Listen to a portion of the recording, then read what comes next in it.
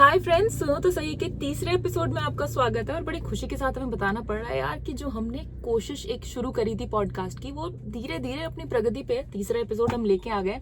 और पूजा, आज हम किस बारे में बात करने वाले हैं?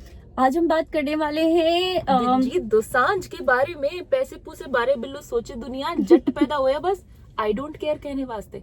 ऐसा हम क्यों कह रहे हैं? ऐसा हम इसलिए कह रहे हैं क्योंकि इतना ज्यादा बवाल हुआ उनकी फिल्म को लेके, सरदार जी 3। और उसके बाद भी देखिए, मतलब फिल्म रिलीज हो गई है और रिलीज ऐसे हुई है पूजा कि सरदार जी 3 ने पाकिस्तान में सारे रिकॉर्ड तोड़ दिए। मतलब भाई की फिल्म वो भी नहीं चली है उनके सामने। दिलजीत, आप जरा मिलना फुटपाथ पे। हाँ, अभी तक पाकिस्तान में सबसे ज्यादा चलने वाली जो बॉलीवुड मूवी थी वो थी सुल्तान, सलमान खान की। और उससे भी ज्यादा ब्लॉकबस्टर कमाई कर रही है ये सरदार जी 3। हाँ, तो आजकल मेरे दिमाग में एक सवाल आ रहा है कि सरदार जी 3 दिलजीत दोसांझ की चल गई, पाकिस्तान में अच्छी कमाई कर रही है, जहाँ बम्पर कमाई कर रही है। बाकी देशों में जहाँ पे भी रिलीज की गई है अच्छा खासा रिस्पांस ही आ रहा है, ठीक है। अब मेरा सवाल ये है कि जहाँ पे आप रह रहे हो, भारत में रह रहे हो, और भारतीयों के सेंटिमेंट्स को, भावनाओं को इस तरह से आहत करके, ठीक है, किसी ऐसे देश के लिए में मूवी रिलीज कर रहे हो आप, जहाँ से हमारे संबंध हमेशा से संवेदनशील रहे हैं। आप सभी को पता है कि भारत पाकिस्तान के जो संबंध रहे हैं वो 1947 से लेके अभी तक हमेशा ही ऐसी चीजें आती रही हैं, वो संवेदनशीलता हमेशा बनी रही है। और ऐसा नहीं है कि हम लोगों ने अपनी तरफ से कोशिशें नहीं की हैं। इंडिया ने बहुत बार उन संबंधों को अच्छे करने की कोशिश की है। इंडिया का एक बहुत लार्ज डायस्पोरा है जो मानता है कि ठीक है यार, आर्ट को आप आने दो, लेकिन कब तक?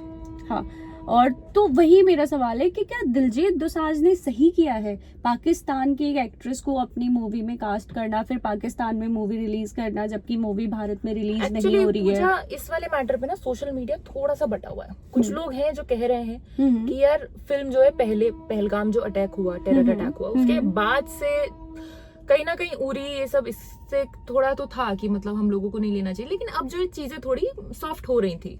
और लेकिन फिर पहलगाम का अटैक हुआ और उसके बाद जो भी हानिया आमिर ने कमेंट किया वो हम आपको बाद में बताएंगे। उसके बाद से और ज्यादा मैटर सीरियस हो गया था। उसमें भी देखिए इंडियंस जो हैं तो वो थोड़ी समझदारी बरत रहे हैं और कह रहे हैं कि ठीक है यार, ये जो शूटिंग है ये पहले हो गई थी, अब फिल्म बन गई है तो रिलीज हो जानी चाहिए, कोई समस्या नहीं है। हालांकि कुछ लोगों का मानना था कि यार आप देश के लिए अपनी प्रोडक्शन कॉस्ट या जो भी है थोड़ा बहुत उसको झेल के आप जो इसको रिप्लेस कर सकते थे। एनीवेज पूजा, इनके खुद के प्रोड्यूसर का कहना है कि अब जब ये फिल्म इन्होंने भारत में रिलीज नहीं करी है तो 40% उन्हें नुकसान झेलना पड़ेगा।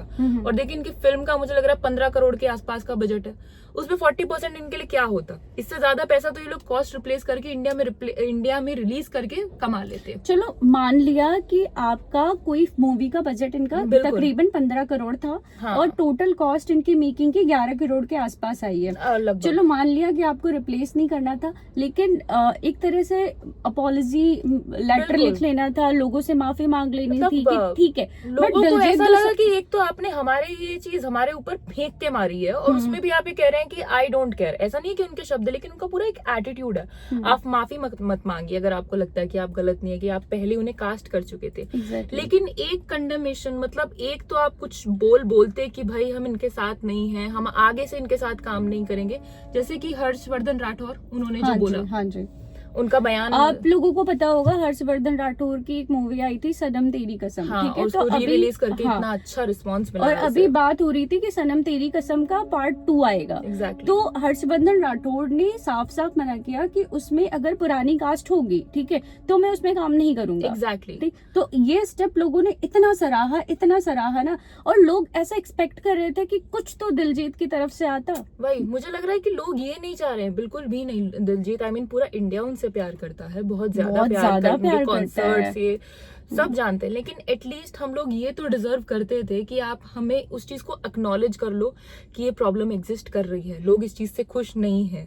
एक्नॉलेज तो करो। एग्जैक्टली। अच्छा, सबसे पहले हम इनको बता देते हैं, अपने ऑडियंस को बता देते हैं कि मुद्दा कहाँ से शुरू हुआ और मुद्दा पूरा था क्या। बिल्कुल। तो सबसे पहले मैं आपको बता दूं कि 22 अप्रैल 2025 को पहलगाम में एक आतंकी हमला होता है, जिसमें तकरीबन 22 लोगों की धर्म पूछकर हत्या कर दी जाती है।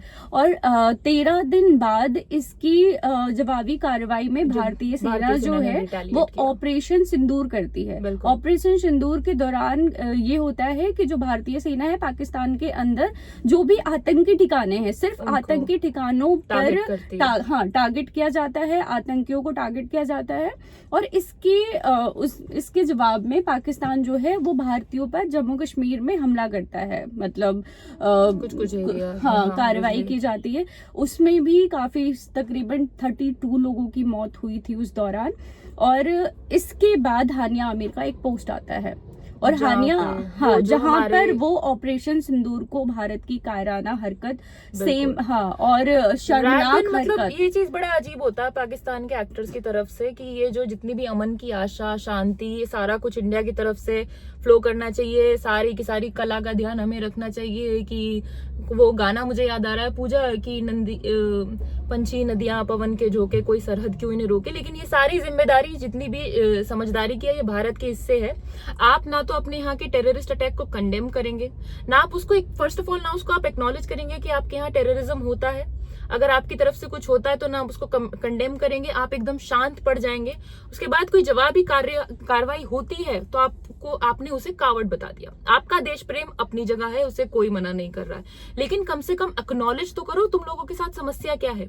और उसमें भी सबसे ज्यादा बुरा लगा दिलजीत का, कि अगर आपने उसे फिल्म में ले लिया था तो एटलीस्ट एक कन्नी तो काट लेते यार, कि ये जो हो गया आगे से नहीं होगा। अग्री। लेकिन मुझे लग रहा है इंडियंस को सबसे ज्यादा हम लोगों को यही बुरा लगा है कि जो ये जो आई डोंट केयर वाला एटीट्यूड है ना, जो दिलजीत के साथ है, कि पुरानी एक हैबिट रही है कि जो हमें ग्रे शेड में छोड़ देते हैं ना मैं ये कह रहा ना मैं वो कह रहा, तुम्हारी मर्जी, तुम्हें जो सोचना है सोचो।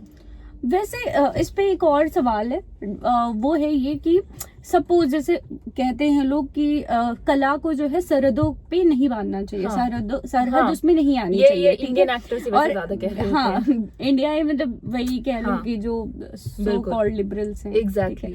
तो वो जैसे राहत फतेह अली खान को यहाँ पे बहुत प्यार मिला, आतिफ असलम को बहुत प्यार मिला, ठीक है, माहिरा खान यहाँ आई, उनको बहुत ज्यादा लोगों ने पसंद किया, फवाद खान, इमरान अब्बास, ऐसे बहुत शोज, आपके शोज, पाकिस्तानी शोज कितने पॉपुलर है इंडिया में, बहुत ज्यादा। आपके एक्टर्स को यहाँ इतना प्यार मिलता है, ठीक है, और आपको ग्लोबल स्टैचर मिलता है इंडिया की वजह से। तो क्या तुम्हें लगता है कि क्या सरहदों में इस तरह से बांध देना कला को ठीक है कहीं तक या नहीं? मुझे ना कुमार विश्वास के हाल ही के इंटरव्यू में एक वो जो उन्होंने लाइन बोली थी वो बड़ा याद है, कि अमन की आशा होनी चाहिए, बिल्कुल होनी चाहिए, लेकिन अगर ये सिर्फ एक ही तरफ से हो और आप जो है जवाबी हम पे अटैक करते रहो, लेकिन हम लोग कुछ ना बोले, तो ये जो अपनी अमन की आशा का कबूतर है ये आप अपनी मुंडेर पे रखिए, हमारे तरफ इसे मत भेजिए प्लीज।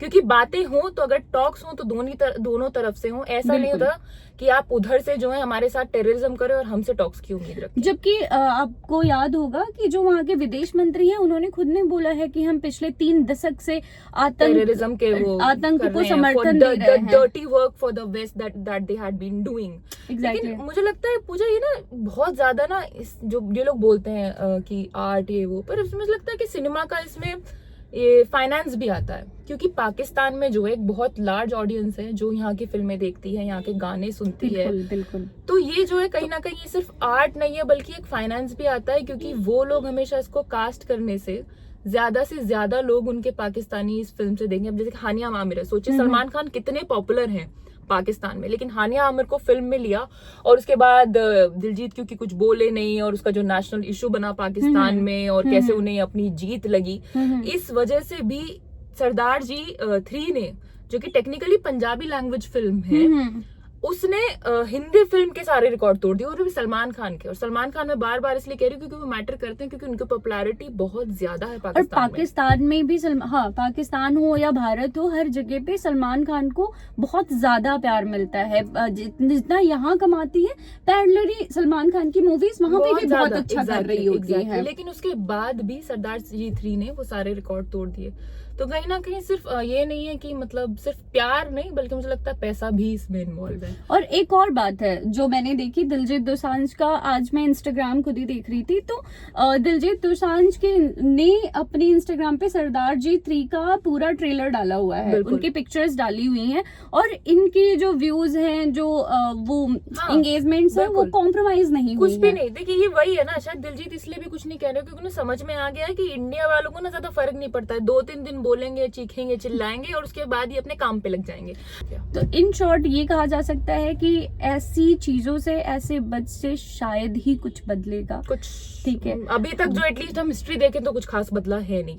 अगर बदला होता तो अटैक्स ना हो रहे होते, और अटैक्स होने के बाद भी वो लोग कास्ट ना किए जा रहे होते।